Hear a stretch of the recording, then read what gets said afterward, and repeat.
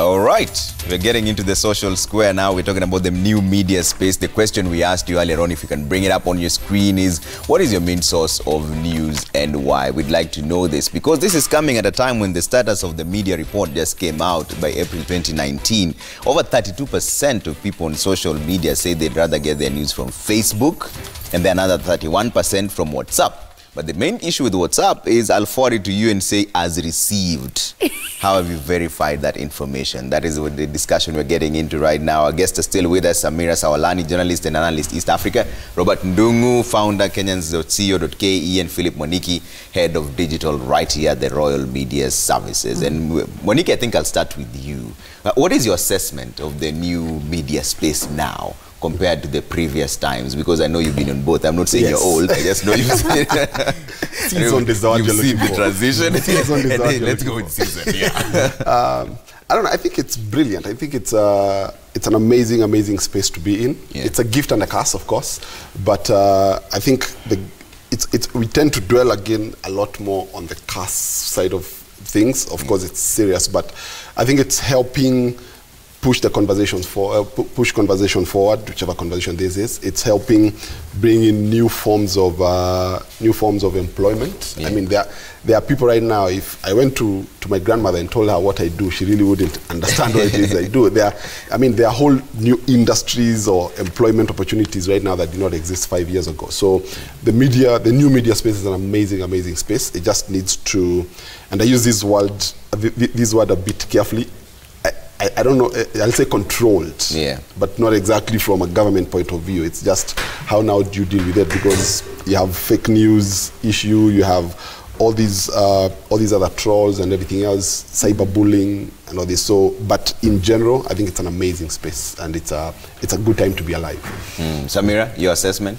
Well, I think it's revolutionized the media completely. I think we hear different narratives. We get stories that we would never usually hear about in the mainstream media. But I think also that it's, it's a gift and a curse, because fake news can have some really devastating effects. Like now it's election time in India, and they're trying to kind of control what's going on out there, because... The same in South Africa as well. A lot of the fake news, I mean, there was fake news going around in India that there'd been some raid on a village, and then there'd been revenge killings, and 20 people were killed. You don't know where that stuff can go.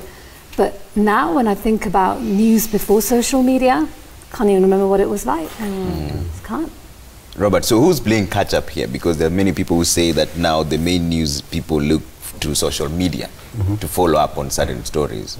Yeah, what is your assessment? I think mainstream media is playing catch up, but I also think it's revolutionary, because what I can say is, like for me, I get news, my news from Kenyans.co.ke, right? We get our news from all sorts of places, what have you, and what we need to do is, as journalists, is sift through all these. Like she's saying, it gives us fake news and all that, but we need to sift the news in a way that we can talk to the public and enlighten them about which is interesting, because you're the founder of Kenyans.co.ke. How do you balance between clicks and the truth? Can you sometimes go with a story, it's half-baked and you know it, but you know it's going to gather a lot of clicks, so you just post it out there? Because you're also not compelled to release your sources, so you can easily get away with it. No, we actually would never do that, especially so because we have to verify. What we do is, like Monica said, we have started creating employment, so we get journalists, just like this media house gets trained journalists. So one of the things is that we have to make sure that we get competent people who actually can verify the news for the masses, because we as in the digital space have a huge, in fact a bigger responsibility now that we are pushing news near real time, as opposed to traditional media like newspapers, where you get the news a day or two later.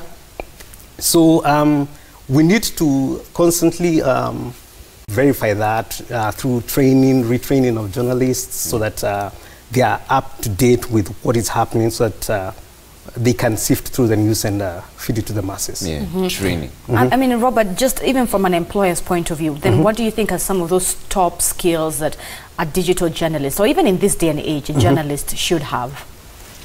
The biggest thing, you'd be surprised, is critical thinking. That's like the biggest skill right now. Why? Because in as much as you will go to journalism school and you'll be taught about the, the code of ethics and journalism, everything that you do in terms of getting the news, I think in this day and age, it behooves on us to actually look at some news information and really decipher whether that news is factual, because there's some, general things. There are some, general things that you'll know that is fake, that is true. And you need to constantly make sure that you analyze it from a perspective that you know that when I push this out, it's actually factual. Right. You get. Okay, I mean, Samira, what about you? I know you're big on Twitter.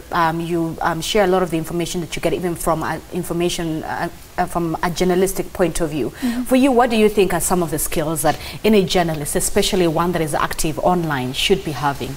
Be able to verify what you receive. How do you go about that? Oh, it's hard work. It's cross-checking it with people, doing a lot of research. I think the one risk that comes with social media is where we're in a day and age where we want everything quick. And this is the other thing. The reason a lot of people don't verify what's come up is because we all want to be the first to break the story. And that's where we can often get into trouble. But when I tweet something, I know that people just want to read 2 or 3 sentences and be like, this is what's going on here. And that can trip you up because you're not verifying whether it's true or not. You just want to get it out there. People are reading it and taking it as gospel.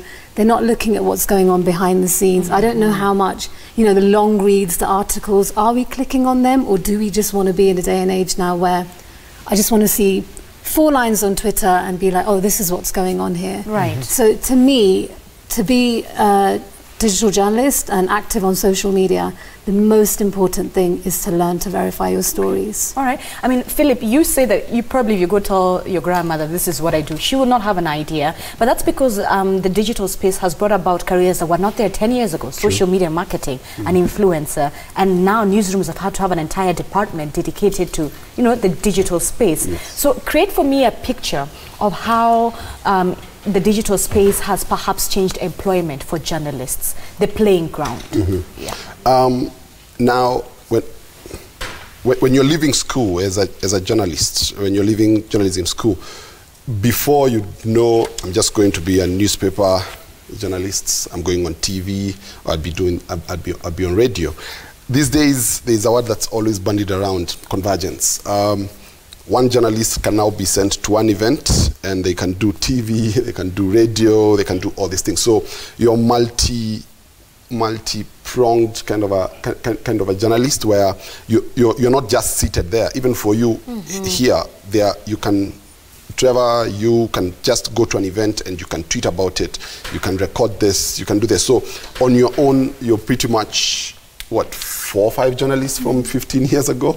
So it's harder, but it's the only way to go forward, because at this point when breaking news happens, nobody's trying to figure out, oh, I need to read this first before I see a video. Right now, you're finding, when you look at it, they're saying online, video is about to be the new currency moving forward. A majority of the content online will be video. So if you're a newspaper journalist and you're seated there, you don't want to be in 2 years where a new journalist just comes in and can do all these things. Everybody will look at you and now call you old. That's how I use the word. So you don't want to be called old because now you can only do one thing. So you must have the ability to do all these things. And now I'm curious, what happens then to mainstream media? Because in fact, that's what we're asking our audience today, where they get their main source of income. If you look at the younger generation, like we were saying earlier, no one waits for the 9 o'clock news anymore. You're getting your news right here on your phone, right? So then what will become of mainstream media? Will it still have its relevance? Cable TV, for example? It's still very relevant. It just now, that aspect of breaking the news, that's just what's been removed from it. But people still, the ability to tell a good story is just basic human nature. Everybody still wants to know. So if something has happened right now, I'm not coming, Trevor is not coming at 9 p.m. to tell me it has happened. He's now coming to tell me how it happened, why it happened. Is just day 2 journalism still on day 1, because by then everybody knows it has happened. If it's an accident, if it's something, it's a new appointment, somebody has been fired from government, you now have to push the story forward. Analytical thinking, like you was talking about critical thinking, you now want to sit and just see it. Sports news have been doing this brilliantly, where we all watch the same match. We all know it ended 1-0, but the next day you just click to just read the story, just how they break down the goals, how they break down this. So it just makes it easier for everyone now to actually digest whatever they already know, just trying to help them understand it better. Samira, so generally we were speaking about fact-checking earlier on, and I see here on Twitter, Kelvin Mwangi Waigumi says, I get my news from Twitter. Twitter gives me news before any other news site has released them. It's my most preferred. Generally, how do you go through the fact-checking process for you? Because when you have to write like 3 lines, like you said, it means someone can easily say, I did not say that. Yeah, because you took a particular quote, which was the most outstanding. They want you to transcribe the entire conversation so that you put context. What is your verification process? I always check with my sources. I will always ask them, is this okay? Is this what you said?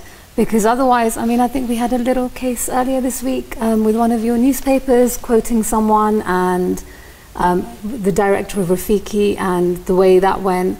Fact-checking, checking with more than one person. So if I've got something from Sudan, I will always check with 2 to 3 sources there, that this is what someone has said to me. Does it make sense? I will double, triple check with that person. I would much rather be right than be quick. And I also, when we were talking about mainstream media, I think we need to look at demographics as well. What's going on outside the major cities? Are people on social media, or are newspapers, radio, TV still their main source of information? Outside of the capital. Yeah, I think that's really important to think about. Really, really important. Yeah, because there's also the status of the media report 2019, Monique, and you're the one who shared this with me, says that more than 32% still wait for news on Facebook and 31% on WhatsApp. But the main issue with WhatsApp is it will always be forwarded as received. You don't have any verification of that, and that's the reason why sometimes it even causes panic. So does this then mean that the main news needs to change tack, so to speak? Because then the coverage has to be a bit different. And sometimes you can't respond to everything. You run to people like the Uber drivers that you're talking about, and they ask you things they've seen on WhatsApp, but you can't verify. So, and they're like, you're the news guy, you don't know about this, and you know it's fake, but you can't say it. So how do we balance that line? I think even, actually this is a brilliant opportunity for traditional media, because still on the same report, they show that media that misreports the most, it's social media at 36%. So this one now just means people will get their news on social, but immediately they get it, they have to rush to Citizen to just come and confirm it. We've always seen this where somebody even calls you for, I'm reading that something has happened, is it true? So they are calling you because to them you are a trusted source. So like she was saying, once people know that whatever you offer has never been questioned, even days later or hours later, people will always come to you. So where they get the news, it's true, it's social media. That's why I was saying the breaking news aspect of the news was removed from traditional media. But it gave traditional media a chance to now sit, and you are not fast, but you're factual. So when Samira now does her story, even if it's 2 hours later, everybody's waiting for it, because we just have breaking news. This happened, this happened. So when Samira now writes the story, everybody now wants to read to understand exactly what it is happened. So it's a golden opportunity for traditional media, and I think because the confidence in traditional media is still very high, because at the end of the day, you still need to confirm the news as much as you found it. So even with the WhatsApp messages of as received, they actually tell anyone, if a message comes with as received, don't forward it. If somebody want to lay claim to I'm the one who actually gave you this information. Yeah. It's mostly false. So, but you never find a story that Trevor has never done a story and then at the end, or Zinzi, and then they say, as received. Because On your you've already, BBC. Sign off. you've already qualified it. Exactly. You don't go like, okay guys, that's all what I've said. I'm not That's sure what about I'm it. not sure about it. It is what it is. Yeah, so when you guys are giving it, you're giving it 100% sure that, and that one now helps even with the market. So even on social media, they're still following the major brands for traditional media. They're still following CNN, they're still following Citizen, BBC. So it's still a good opportunity for that. Nevertheless, doesn't Robert, audience also have a role to play as the people who are digesting and receiving the information? One, James Wenda 34 on Twitter, you say most Kenyans are just gullible tulikosea wapi. So even now, from an audience perspective, do also audience have a part to play in saying, okay, so I've received this information, but I also, as a Kenyan, as a person, just, you know, someone who is receiving the information, I should probably also check in with other places. I'll give you an example. Someone told me the reason why they went to get their Huduma number is because they had their lines to be closed. Yeah. Yeah, definitely. An audience has that role to play because they're the ones receiving that information, and you have to think twice before you send that forward button. Right. But more so, you know, I think us as journalists, we need to do more the dirty work to actually, like let's say all the hulabaloo that came out with the Huduma number thing, where everyone was talking about this and the other, about why the government is introducing that. I think us as journalists need to actually give people more information about so many of these things, so that when someone forwards something, because we cannot control what people forward, then there is information out there that someone else can share that shows that whatever they forwarded is wrong, and therefore now the whole thing of everything just spiraling out of control is tapered down. Yeah. All right. Let's take a quick break here. We were asking you earlier on our question is, where is your main source of news and why? We'd like to hear from you. The hashtag is Daybreak. SMS 224222. You can call in 0719 777. We'll sample some of your views on this World Press Freedom Day. We'll be back in just a bit. All right, welcome back. This being, of course, the 3rd of May 2019. Every 3rd of May, the world marks World Press Freedom Day. And get this, the theme for this year is Media for Democracy, Journalism and Elections in Times of Disinformation. This leads me to my next question. Robert, I'll begin with you. I mean, you can see the role that perhaps the digital space, from Facebook to Twitter and even Instagram nowadays, has played a very critical role when it comes to the political field as well. Sudan, we were getting the news from there and seeing the protests just by being online. You didn't even have to be on the ground. The same thing with Algeria. The Arab Spring, when it was happening in Egypt, Facebook at that time was at the forefront in sharing the information and the videos of what was happening. Just paint for me a picture of how the digital space has then gone to influence these other different sectors, such as politics. I remember at some point, I believe it was the 2017 elections. Everyone was voting for a specific candidate. He was very popular online, but that did not translate to the ballot, right? So just how it is that the digital space has also gone to influence politics and the price of unga, etc. Well, what I can say is that's why they call it social media, because it's a whole different monster in itself. You get. So what has tended to happen is that now you can be your own media house. You can be your own thing that you just broadcast what is happening around you, and now people can now pick that and use that to disseminate it further. I'm sure even traditional media picks some of the information or some of the reporting from social media. You get. Most of the journalists are also on Twitter, especially.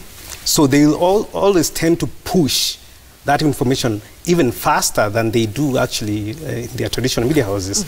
So I think in as much as we tend to vilify social media because of so much fake news and misreporting, I think there is still a huge space that social media plays in disseminating information, especially first-hand information. And then now, everyone else can digest that information in that media to now give us the fuller picture. All right, Samira, your thoughts on that, how social media is going to impact politics? Look at Donald Trump. He's referred to as the president who leads the country online, on Twitter. He tweets more than I think any other president that we have. And I've just given the example of also the Arab Spring and Algeria and Sudan and so forth, and how the fact that a popular candidate online might also not translate to, you know, votes on a ballot. I think that, you know, if we really want to know the power of social media when it comes to politics, it comes down to how many countries ban it during elections, during times of, you know, instability. So what, last week, Benin had legislative elections. It was blocked for the weekend. So, and that's partly, I think, to stop people from organising protests, but also to kind of dumb down the political conversation on what's going on. Trump, yeah, Mr. Trump, you know, someone once who said they worked with him said, you know, a lot of us find out what he's thinking from his tweets, even we aren't told beforehand. I think it's hugely, I think it plays a huge part now, both in terms of political processes. As for, you know, you'll see tweets kind of promoting a particular candidate and you think, well, he's going to win the election and he doesn't. Again, I think it comes down to how many people who aren't online are voting still, who aren't part of that narrative. So what happens the day governments decide, and we've seen it with Uganda, where they will then tax social media platforms, because the conversation was, how do you tax Facebook? Their headquarters are not in Uganda. They don't pay their taxes to the Ugandan government. Do you ever see a time that that will happen, where governments will now begin to sort of put stringent measures around social media? Yeah, I really do. But where will we go from there? What will we do? I just think that governments are more terrified of social media than we think. I think if they weren't, they wouldn't go to these measures. You know, that social media tax is so unnecessary, so unnecessary. And it's biting. Like, I think there were statistics from the Communications Authority that there has been a drop in usage in social media in Uganda. I don't know what we'll do, but I do think that they will crack down on it. All right, Philip? I don't think that's going to happen, because every other day, things like VPNs, people are finding ways to go around all these bans and all these blocks. Because even in China, as much as they are the big brother, literally, when it comes to cracking down on free speech and everything else, people still find a way around the whole strict regime. So I don't think what most they can do is, yes, you can ban it, but people are still trying. Phones these days come with VPN, sometimes preloaded on them. So all you need to do is just activate it. So and like she was saying, they're terrified of it, because you cannot control it. Because you can come here and shut down Citizen, you can go to any other nation, KTN and all these other stations. But social media, you'll ban it, but people still will find a way to talk, to talk and go around it. So it's hard.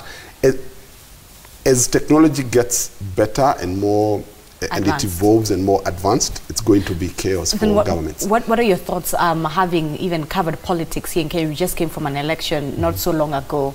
Certain candidates were popular online, but that didn't translate to the ballot.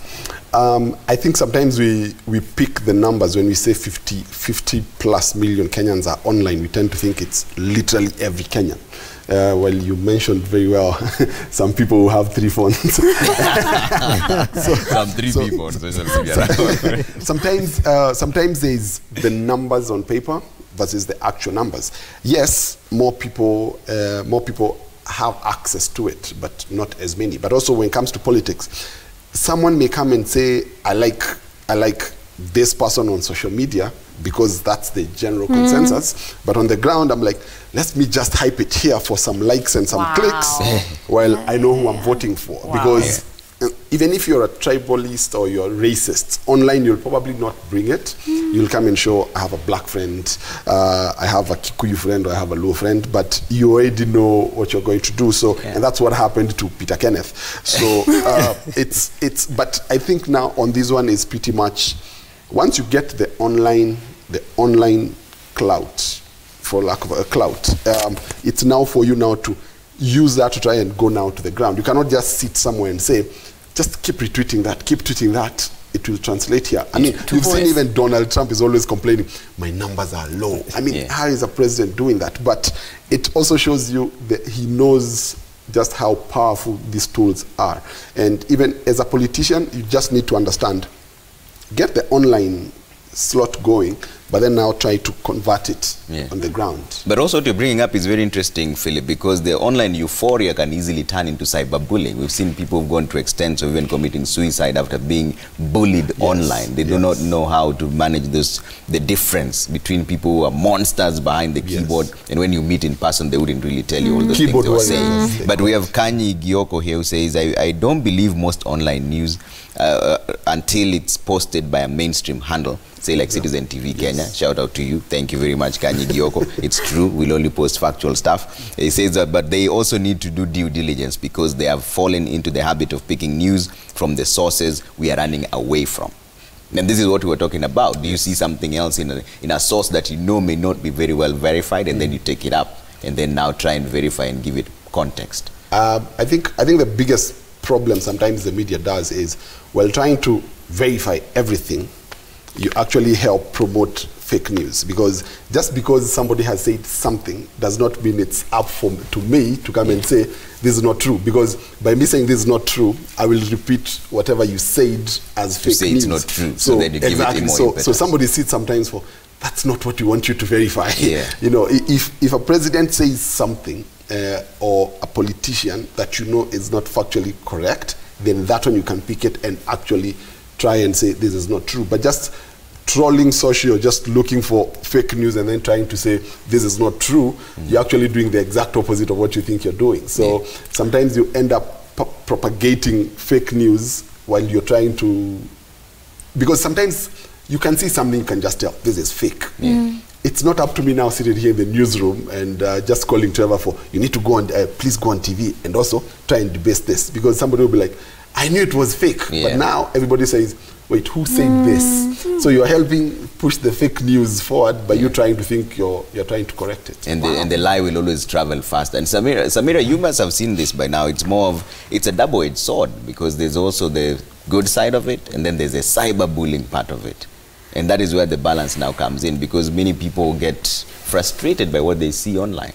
It can easily turn against you. I've known a lot of people who've had their mental health affected by some of the things they've experienced online. A lot of women in particular, especially when we are talking about stories to do with the killings of women, and you go out and you start tweeting, some of the responses you get, you know, you don't want to get out of bed the next day. It really, really gets to you. And I limit how much time I now spend on social media, because I know that that cyberbullying side of it can have a real negative impact, and it makes you doubt yourself as well. And I think one of the biggest challenges for young people today, if we're looking at teenagers, you know, when I was growing up, I'm going to give away my age, but I didn't have Facebook, and there were already enough pressures. Now with that pressure on top, I think it's a huge problem, huge problem. The trolling, and it can affect anyone from a teenager to someone much older, because people are relentless.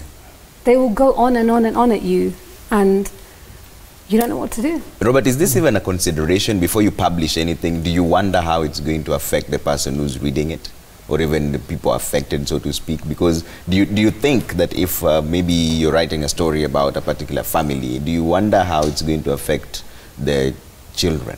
Is it something you consider, or do you just publish? No, definitely you have to consider that, because you don't want to report, let's say there's a death that just happened and it's broken on social media, and now for like about 10 minutes ago, and you definitely know that that has not gone to the family at large. So you definitely want to, you want to report it, but you want to protect the identities of the people involved, especially so that you know, they're told by authorities or people that are there with them. Because we're talking about social media and depression and all these things, and some of the news that people get can affect and lead to that depression. And then now, if now I go online on social media and I'm seeing, you know, someone attacks me for, you know, something else that is totally random, then that will start eating up on you and your psyche, and it will propagate what we're talking about. So it's very important to actually make sure that you give, you protect the people that are actually involved.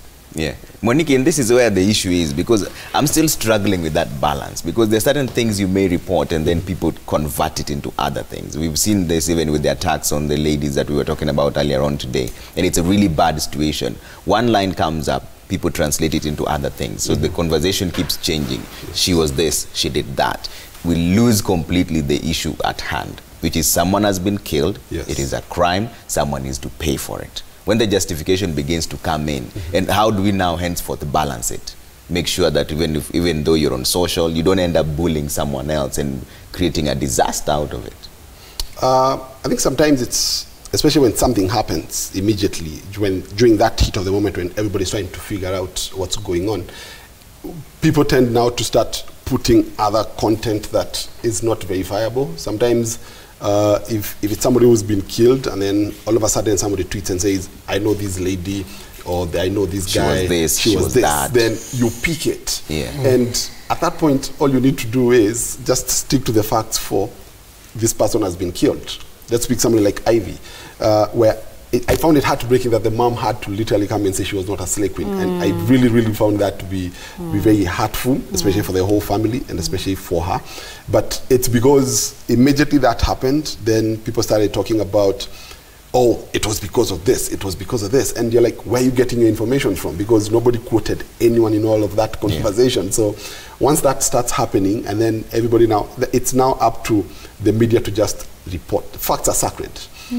Just try to keep to the facts. And sometimes if something just comes up and it's so like 10 minutes later and somebody's already talking about slay queens, they're like, what are you talking about? It's just 10 minutes, like we've just gotten this news. Somebody's already trying to flip it, because there are sick minds out there.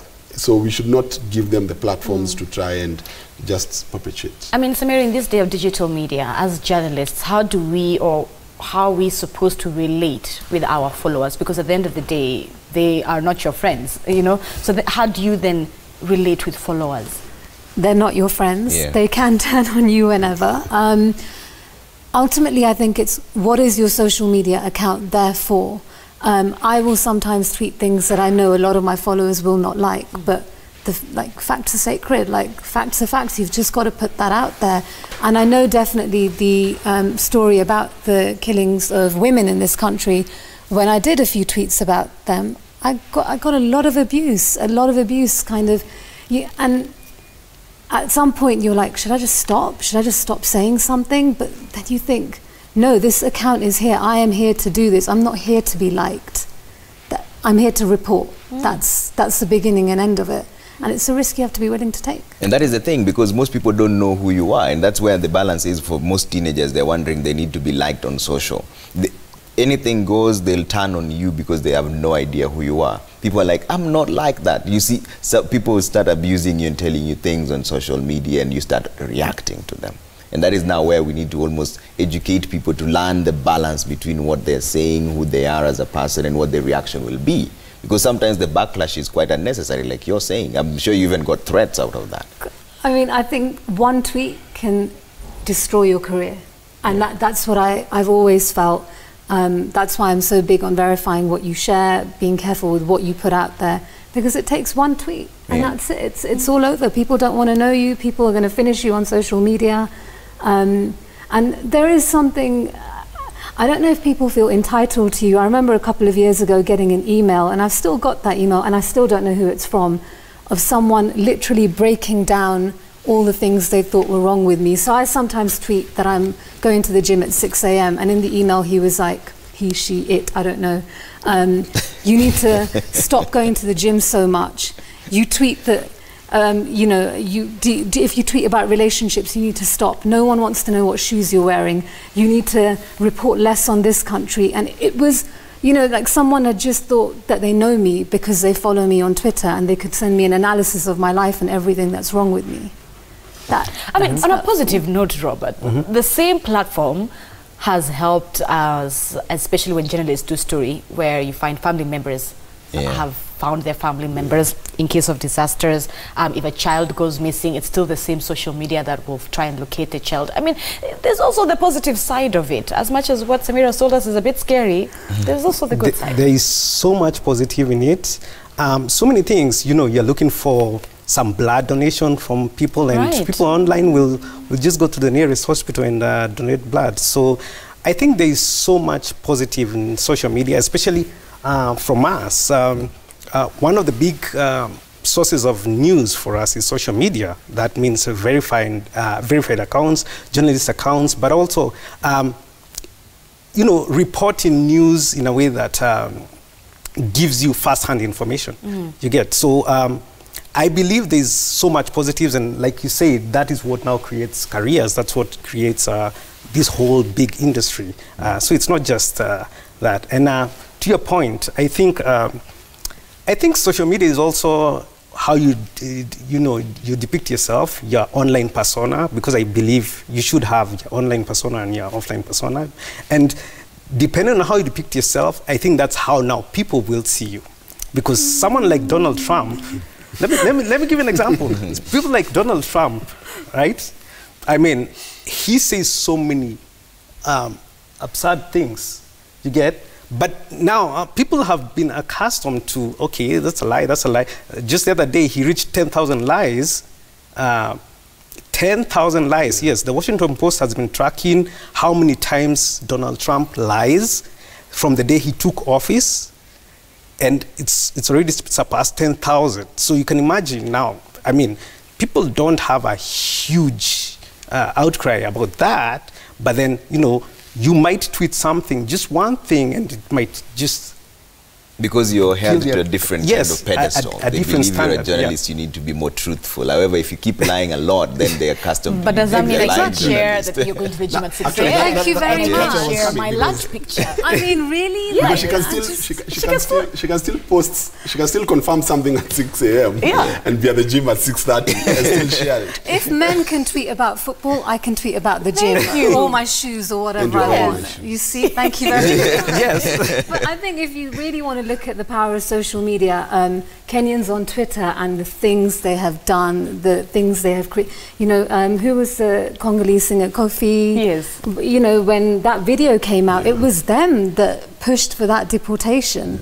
And I still think that that is the most powerful thing about social media. Like, that is the most beautiful thing. As I said, it's an ugly space with beautiful things, and to me, that is the most beautiful thing about it. All right. Robert, let's wind up now. I want to get your final thoughts on where you see this going henceforth. What is the picture of the future now that you're here? I think the future is online, so everything online, including social media. And I think that is where even the trends, as you see them, everything is going online.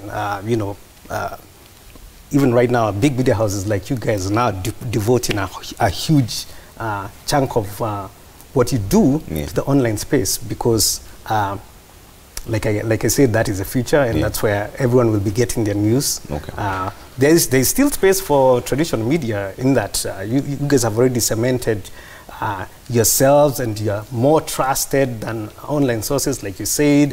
If someone sees something, they will finally go verify whether Citizen is saying that or not. So I believe that, but you know, social media is still the future, and that's where we get the fast news. Yeah, we'll give Samira the final say. Actually, for Philip, I also want to be specific when he talks about the trends of social media, because you said videos will be it.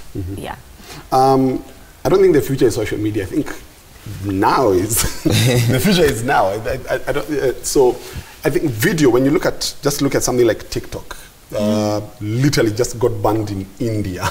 It's something that just started like a year ago or something, 2 years ago, and it's now one of the main things, because it's, if you remember Vine, so TikTok is doing that. So it was banned in India, and as much as Twitter is doing well, but also when you look at it on Facebook and Twitter, Snapchat, they're all pretty much videos. YouTube is the second biggest search engine. It's video. So all of this just is going to, of course, there will be space for text, the long form journalism and everything else, but it keeps changing. So maybe this year, for the next 5 years, going to be video, then something else is going to come up. We've seen text on videos. Those are things that probably would not have been there, literally were not there when it was just TV on its own, apart from maybe when you're doing subtitles. But right now you're seeing more of that. So the space is only going to get bigger. It's only going to get, it's going to have its own issues because credibility and everything else. So it's now up to journalists to define their own space and ensure that while I'm still tweeting about what I'm watching, if I'm waking up at 3 a.m. to watch basketball, or if I'm just tweeting about this, it's a space that curates content that does not do any harm, because at the end of the day, do no harm whatever you do. So that's generally, I think, what I can say. Just, it's going to get bigger. At no point will somebody sit and say social media is a bubble. Anybody who talks about social media being a bubble, they're in a bubble. Fake news. Yep, fake news it is. I feel like, Trevor, that was the best final thought. I know, right? You know what? It is going to get bigger, and I think ultimately it's going to be, the big media houses will still be the ones pushing narratives, being the ones we trust, and they're just going to keep adjusting to social media and all the new things, the memes, the videos, bringing that stuff out, bringing us the news through those means, delivering it that way. All right. Thank you so much. Samira Sawalani, journalist and analyst of East Africa. Thank you so much for coming in. Robert Ndungu, founder, Kenyans.co.ke, and Philip Waniki, head of digital, right here at Royal Media. And most important, thank you for watching. Let's see what you've been saying online now that we are speaking about social media. The hashtag is Daybreak22422. Let's bring out some of your tweets at Trevor Mbija at Citizen TV Kenya. And we have Elijah Okemwa, who says, Ongera Samira Sawalani. She's quite engaging online with everybody, and she seems to be well informed of her sources of a big region space. Good job, madam. Shout out to you, Samira. There's enough more coming through on our social media scene. Let's see. That's Nods Blue says Zinzi is the only source you can get unbiased news. Oh my God, that's a shout out to you at Zinzi K. Yeah, I share unbiased news. Shout out to you there also. And we have Allwatch Dixon, who says traditional media should change tack of reporting and dig breaking stories later, e.g. MOH scandals in 2916. Oh my right? So he's simply calling for a follow-up after these scandals have been reported. What more do we do after that? The voice of Borabu calls himself. I normally get news from Twitter, then I confirm from TVs, then there are some Twitter handles that I don't trust. All right. There's more propaganda and political scenes. He's even quoting the handles that he doesn't trust there. Let's see more. If we have tweets and SMSs coming through, we'll run through them as much as possible. And we have Irene Nasua, says, I get headlines from Twitter, then follow up on further details from mainstream media, but stream most of the time, even when I access TV, to avoid the suffocating adverts. All right, interesting perspective there. Let's see what you're saying on SMSs. 224222 is the line you're using. The hashtag is always Daybreak. And we have Robert Ogale says social media news can't be trusted as stable platform, as people there create panic without clear details. Like of late, the president of the US has reduced his style of tweeting, where he used to use it as his basic means. All right, we still have more SMSs coming through on Daybreak here. As soon as we get that up, we have Abel. Says, to me, I see fake news was given by traditional media even in the past. They used to mix facts with some fake news. It has been caught, they've been caught up, so to speak. Old media guys are bitter now because new media spaces are faster and brighter. Western media's role of setting the agenda for Africa and the rest of the old is over. In fact, we can argue social media is the mainstream media now. Yeah, like you said, we can't actually argue. But we're not sure who would win. And I think we have a final here, SMS. You don't leave a name, you don't say anything, you just say TV and radio. Verified news, full stop. All Period. Right. Yeah, that's it. Still have another SMS coming through to a newsroom. Try and squeeze in as much as possible. And it's Marangu. Says social media uses local languages, hence easier to understand and also easier to access from the now available gadgets. That's an interesting perspective. Social media uses language that they understand. Yeah. Common local language. Exactly. I think that's where we leave it now. Yes.